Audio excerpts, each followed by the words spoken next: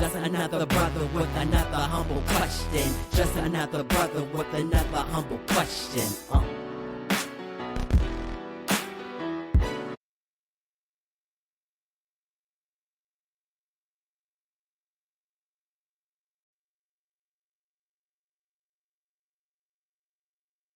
Welcome to another episode of A Brother with Questions. I am your host, B. Man, I appreciate y'all for joining me. We've been off, man. We had some technical difficulties, but we got it back together. Man, before I get into this video, let me ask, please subscribe to the channel. A Brother with Questions. We are on multiple platforms, so find us, check us out, subscribe, comment. Tell me what you think about these videos that we're doing, man. But let's dive in, man. We are reacting to this video with Karen Hunter and Michal Steele. Now, for those that don't know, Karen Hunter hosts a weekly daily show actually on SiriusXM called The Karen Hunter Show, where she talks about really everything. She has a broad sense of topics that she discusses. And then, of course, she's talking to Michal Steele. Michal Steele, the former head of the RNC. He's about 14 years ago now that he was the head of the RNC. He is, he is a registered Republican, but he's probably not winning too many friends right now, because he is a Republican who's already stated that he refuses to vote for Donald Trump. And if Donald Trump is the nominee, he will gladly put his second vote in for Joe Biden. So, but they were having this discussion, and I found it interesting. And so let's take a listen. Was he said we need to be on the same page in terms of what the ask is. We've always contended here on Urban View that voting is maybe step 8 out of 10. You vote, you put people in office, but then you have to hold them accountable. You do. But then you also have to have a list of things that you want. There's a lot of complaints. Well, the Asians get this and the gays get that and this and this, but they're agendas, right? And here you go. When the civil rights movement happened, Lyndon Baines Johnson wasn't let off the hook. No, we're going to march on Washington. We're going to march anyway, but here are the things we want to get done. And then in the inside of the House, we had Adam Clayton Powell banging on the same levers of power. So what, for those just tuning in, she's talking in particular about Black people and our need to have an agenda, that if we want to ask for something, right, we need to have an agenda of what we're asking for. And then as a lot of people say, the problem with most people when it comes to voting is that we give a person a vote, and then after that, we wait for them to see what they're going to do, without actually following up. Do you call that person? Do you email that person? Are you, letting that person know that either one, they're doing the things that you wanted them to do when they got to office, or two, are you just sitting back with your fingers crossed and hoping that they're going to do right? There was a strategy. There's no strategy right now. I hear no tangibles, no vote. But then when I ask, how do you get tangibles, which equal reparations? You need to elect people who are going to pass the laws, right? So what's your plan for that? There's no silence. So my question to you, what should be the strategy? November, no matter who's elected, we still have the ability to demand certain things, or we should have an agenda of what is it that we want? What is it that we need as an American citizen? What would be your top 3 things? So let's pull the lens back, because I am going to answer that question. But let's pull the lens back just a little bit and start with us, Black people, who over 400 plus years, since 1619, have been deliberately divided, subdivided, and further divided, have been separated, male from female, parent from child, that have created within our own community a lack of cohesion and a lack of consensus about the things that are important to us. So I think when you ask the question, what is the agenda? okay, let's have that conversation because we haven't had it yet. And we have to have it. So before he gets going, he's about to explain what he thinks the agenda is going to be. But the point I want to make real quick is this notion that because you are a registered Republican and you're black, you don't care about black. Listening to just those 30 seconds of conversation. Here's a man who's been a Republican all his life, who's still a registered Republican, but yet he is clearly passionate about what's going on in the black community. And I think one of the things that we miss in the black community is that these are just parties. It is not a representation of who you are as a person. It's not a representation of what you believe in. It's simply a party affiliation. And we have to get over the notion that simply because you have an R, you are a bad person. That is simply not true. And having a D doesn't make you a good one either. Let's keep going. In a way in which you recognize that we are all, that it's an unequal space. It's an unlevel space, right? It's not leveled. It's not, Baltimore is not Los Angeles. And Miami is not, the Bronx. Where we are concentrated, where we live, even in rural communities, our expression and our needs and how we would check that list, what the checkoffs are, would be different. So we need what happened in the late 50s that was actually born out of the Reconstruction period was a general consensus around a baseline platform, the foundation, civil rights. You can't do anything else unless you have civil rights. And you can't act on civil rights unless you are enforcing that with the vote, which is your point, right? And so once you achieve those two things, and this was the important message of Dr. King, I believe, very to my heart, the conversation wasn't so much about what was on the mall going on in 1963, August 28th. He was talking to the future, and he was saying to us, we have to be prepared to lay out what that agenda is, what that dream is. And I think for me, it centers around, you mentioned three things. It's the passion that I love. This is someone who's clearly thought about this and is passionate about what he believes the solution is. The sad part is that there's a lot of people who would stop listening because he's a registered Republican. Let's keep going.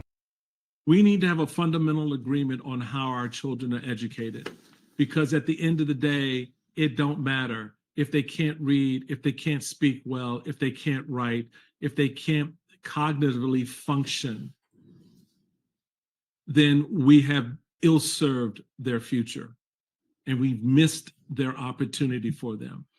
The next piece is we need to agree fundamentally on the full economic empowerment of Black community.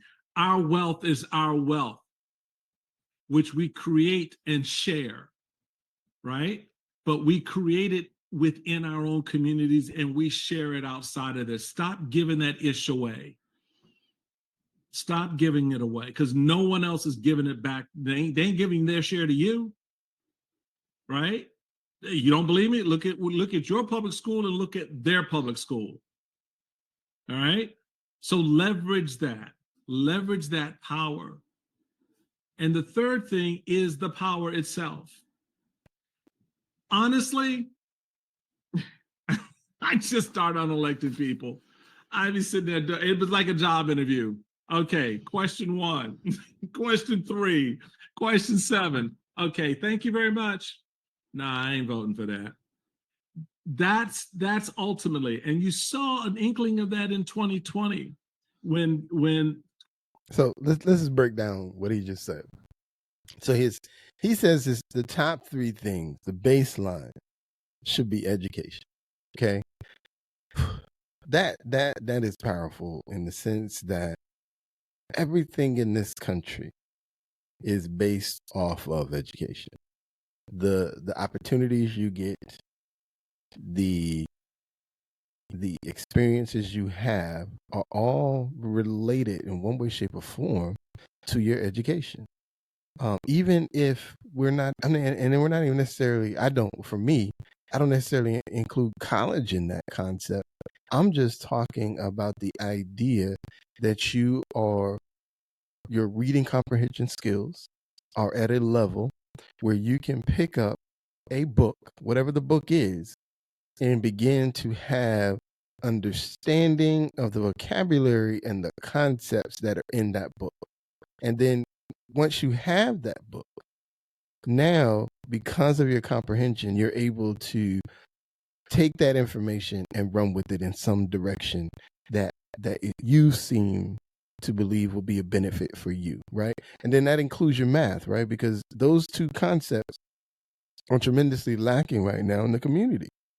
Kids are failing at math, kids are failing at reading, and because of it, they're getting out in this world and they're unprepared for any opportunity because they can't do math and reading.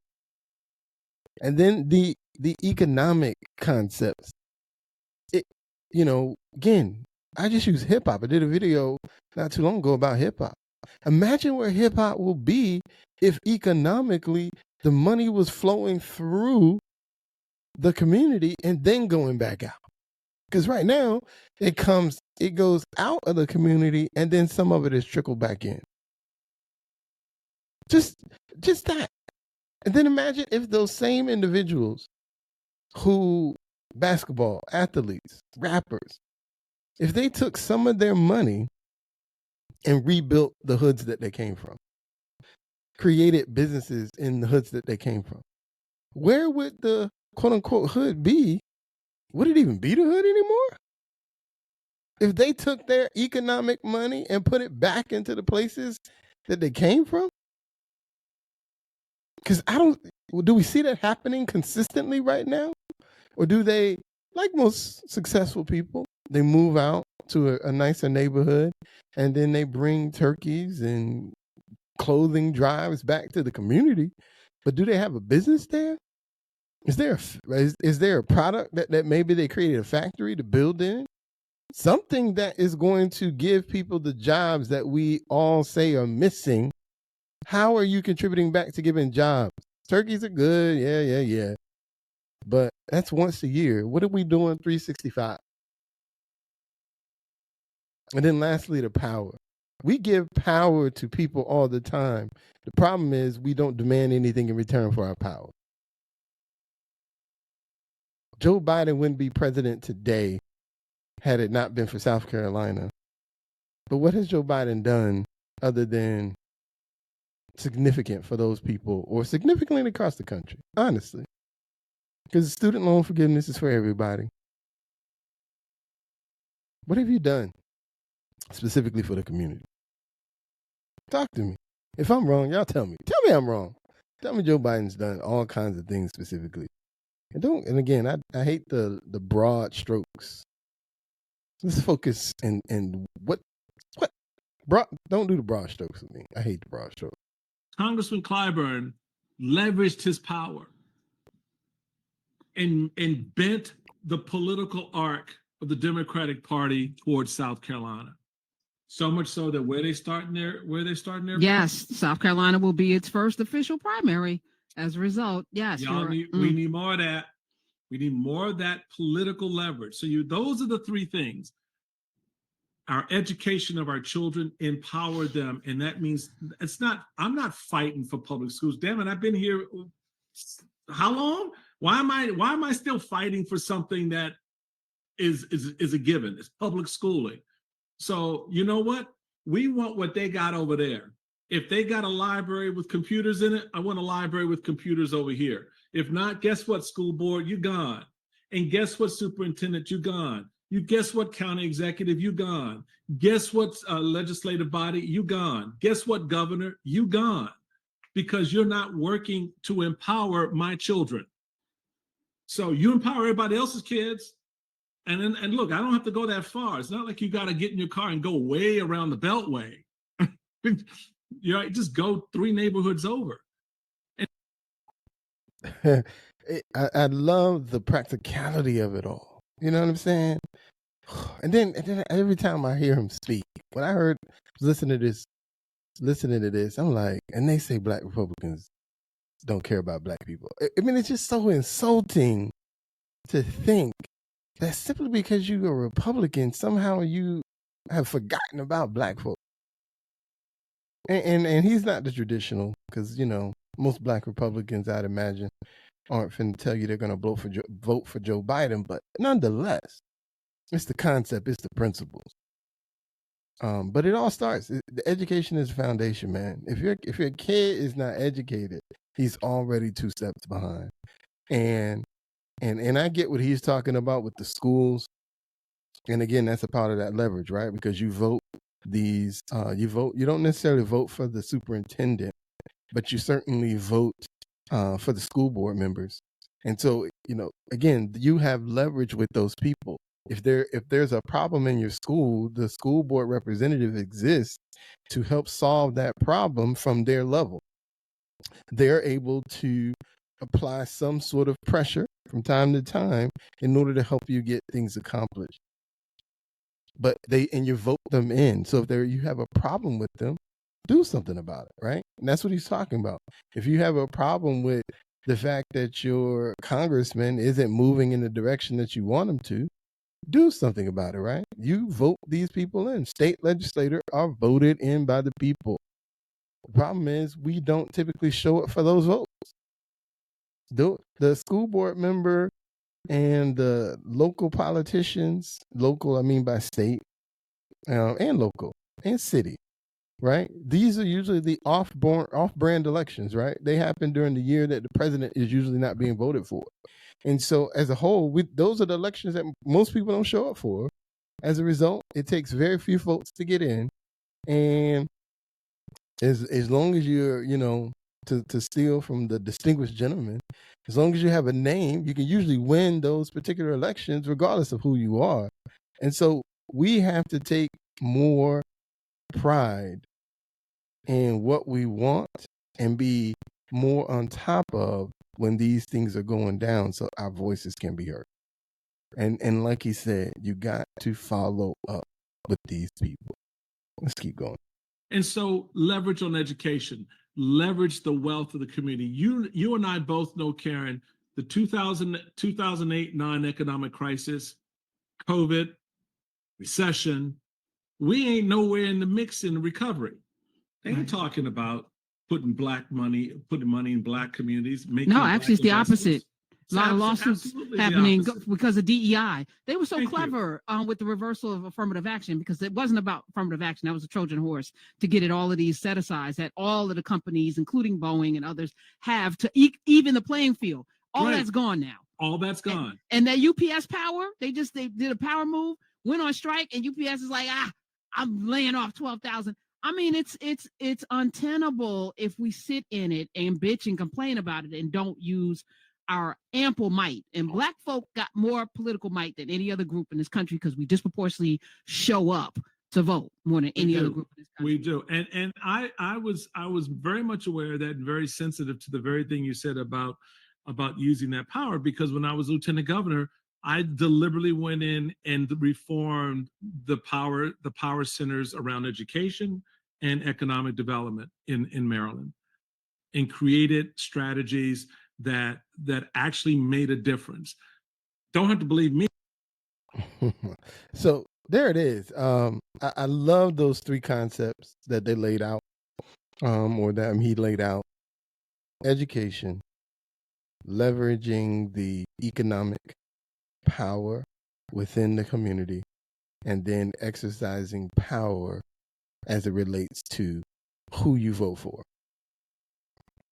Those 3 things were so simplistic.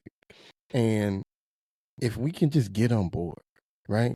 get on board with advocating for some basic ideas, whether you like history ideas or maybe there's somebody else that's got some great ideas. I haven't heard any, but maybe there's somebody else that has some great ideas. And now focus on those things as opposed to all of the rigmarole.